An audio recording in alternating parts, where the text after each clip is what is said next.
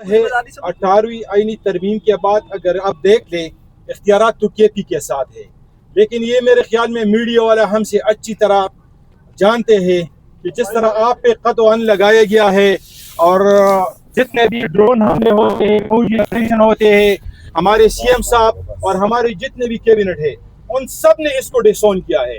وزیر اعلیٰ صاحب نے تو بار بار کہا ہے کہ ہم ان آپریشن کو ڈس آن کرتے ہیں، ہماری لیڈر نے جیل سے اس کو ڈس آن کیا ہے۔ ہم آج بھی ہماری پارٹی کی یہی پالیسی ہے۔ جس طرح اگر آپ 2002 سے عمران خان کی تمام ٹاک شوز کو اٹھا کر دیکھ لے، انہوں نے مذاکرات کی بات کی ہے، انہوں نے کبھی بھی آپریشن کی حمایت نہیں کی ہے۔ آج بھی ہمارا یہی موقف ہے کہ ہم آپریشن نہیں چاہتے ہیں، لیکن یہ زورور لوگ جو ہے، جو طاقتور لوگ ہیں، وہ کسی کا نہیں مانتے، نہ صوبائی حکومت کی مانتے ہیں۔ انہوں نے بارڈر پہ جو فینسنگ کی ہے آپ سب کو پتہ ہے، لیکن یہ دہشت گرد جو آتے ہیں کہاں سے آتے ہیں؟ یہ جو آپریشن کا ڈرامہ رچاتے ہیں، اگر یہ ہمیں صرف یہ حساب دے دے کہ پہلے ہم نے جو آپریشن کیے ہیں اس کا کیا رزلٹ ہے اور اس میں صوبے کو کتنا انہوں نے اعتماد میں لیا ہے۔ صوبائی حکومت اس آپریشن کو اور جتنے بھی ڈرون حملے ہوتے ہیں اس کو ڈس آن کرتی ہے۔ سرکاری سطح پہ بھی ہم نے ڈس آن کیا ہے اور ہر فورم پہ انشاءاللہ ہم ڈس آن کرتے رہیں گے۔ ساجد صاحب یہ بتائے گا کہ اس وقت سارا فوکس جو ہے وہ مذاکرات کے پروسیس پہ ہے، وزیر اعظم کی جانب سے جو آفر کی گئی ہے مذاکرات کی، لیکن پی ٹی آئی اس پر تقسیم نظر آ رہی ہے۔ علیمہ خان کہہ رہی ہے کسی طرح کے مذاکرات نہیں ہوں گے، جو مذاکرات کرے گا وہ بانی پی ٹی آئی کا ساتھی نہیں ہوگا، ممبر ہوگا۔ دوسرا یہ بتائے گا، شیخ وقاص اکرم کہہ رہے ہیں جی پی ٹی آئی مذاکرات نہیں کرے گی۔ محمود خان اچکزئی نے آمادگی کا اظہار کیا اور وہ آگے بڑھنا چاہتے ہیں، تو بڑی سٹیک ہولڈر تو پی ٹی آئی ہے، وہی جب مذاکرات کے لیے تیار نہیں ہے اور وہ کس طرح ان کو اعتماد حاصل ہوگا؟ محمود خان اچکزئی، بسم اللہ الرحمن الرحیم۔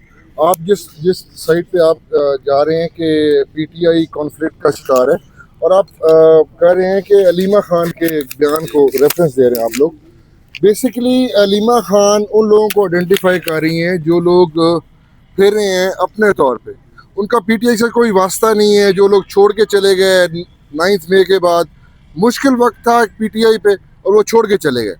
بیسیکلی آپ لوگوں کو ساروں کو پتہ ہے، میں نام لینے کی ضرورت نہیں ہے، جو کراچی سے ہیں، جیلم سے ہیں، کہیں سے ہیں، پی ٹی آئی کے ساتھ ان کا کوئی واسطہ نہیں ہے۔ اور علیمہ بی بھی ان لوگوں کو آئیڈینٹیفائی کر رہی ہیں کہ ہم لوگوں کا ان لوگوں کے ڈائلاگ کے ساتھ کوئی واسطہ نہیں ہے۔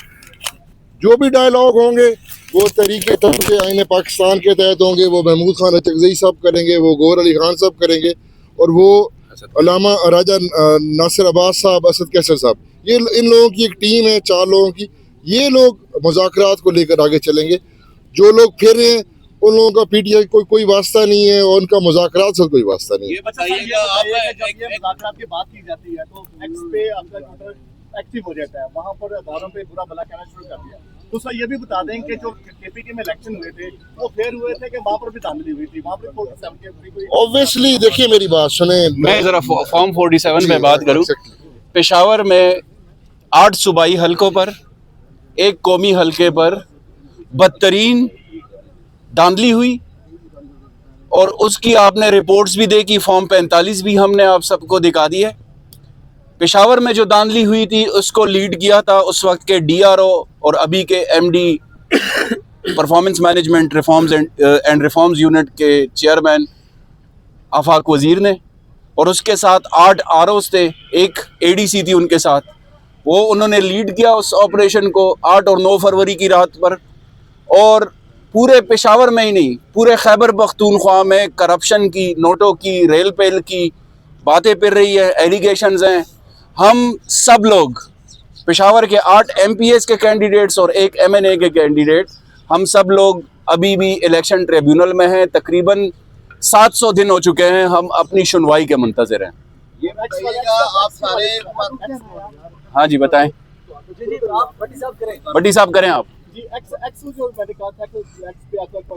ابھی تو بالکل واضح ہے کہ خان صاحب نے جو اختیار دیا ہے محمود خان اچکزئی صاحب کو، علامہ راجہ ناصر عباس صاحب کو، مصطفیٰ نواز کوکر ہے، تحریک تحفظ آئین پاکستان کے پاس اختیار ہے، پاکستان تحریک انصاف جو ہے ان کا بھی، ہمارا بھی، سب کا اختیار ہے ان کے پاس۔ جو فیصلہ ہوگا مذاکرات کے حوالے سے ہم ان کو منو ان تسلیم کریں گے۔ کمران بنگش صاحب ایک چیز کے قائد کو ابھی شاید لگتا ہے کہ ان کو لمبی سزائیں ہوئی ہیں، और अभी कोई सुलह भी नहीं हो रही। आप लोग क्या समझते हैं कि पार्टी क़यादत अब किसके पास होनी चाहिए, क्योंकि जो इस वक्त पार्टी की क़यादत है वो मौसर साबित नहीं हो रही। क्या आप समझते हैं कि अलीमा खान साहिबा को आगे आकर पार्टी से बात जिसके ऊपर भी खान साहब की तरफ से एतमाद का इजहार होगा, लीडर तो एक ही है, जिसके नाम पर 8 फरवरी को वोट पड़ा, जिसके नाम पर लाखों और करोड़ों लोग निकल आते हैं, लीडर तो वही है जो अभी अडियाला जेल में कैदी नंबर 804 है।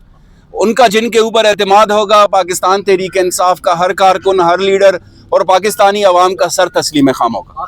कमरान बगैर साहब एक बताएं, बार बार आप कहते हैं कि मुज़ाकरात के लिए जो बनाएंगे, ये 3 नाम आप बोलते हैं, महमूद खान अचकज़ई हैं, इलामा नासिर अब्बास हैं, इसी तरह अभी नवाज खोकर का नाम भी आपने लिया है, लेकिन दूसरी जानिब फवाद चौधरी का जो ग्रुप है वो कहते हैं इनके हाथ में कुछ नहीं है, ये मुलाकात करेंगे भी तो कोई फ़ायदा नहीं है, क्योंकि खान साहब को ये नहीं जानते, खान साहब इन्हें नहीं जानते, और हम जो है खान साहब को मना लेंगे।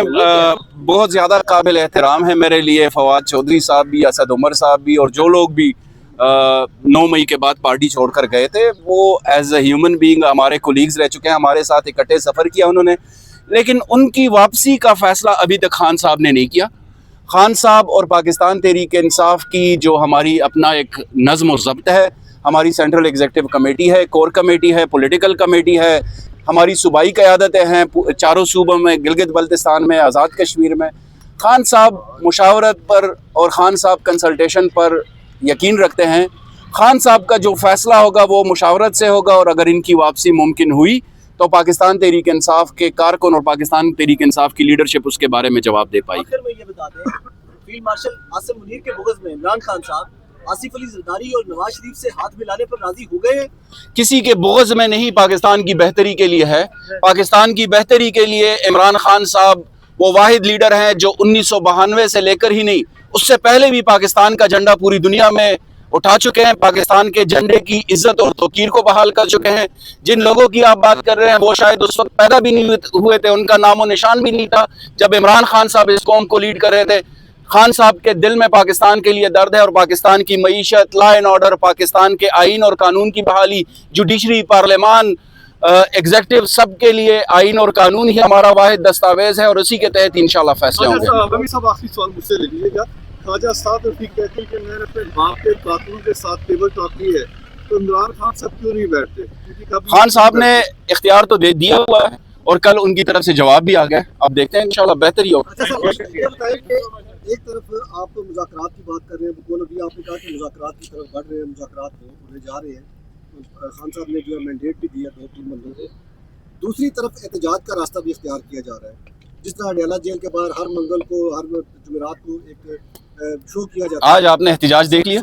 नहीं, देखिए मैं राइट की बात है, मुलाकात की बात है। आप सियासी, आईनी, कानूनी, हमारे पास जो जो रास्ते हैं हम उनको फॉलो करेंगे, लेकिन कई दफ़ा पाकिस्तान तहरीक इंसाफ ने मुज़ाकरात की आमादगी जाहिर की है, लेकिन जो फॉर्म 47 की लास्टिक की शलवारें पहनकर आए हुए हैं उनके पास इख्तियार ही नहीं है। बहुत शुक्रिया आपका।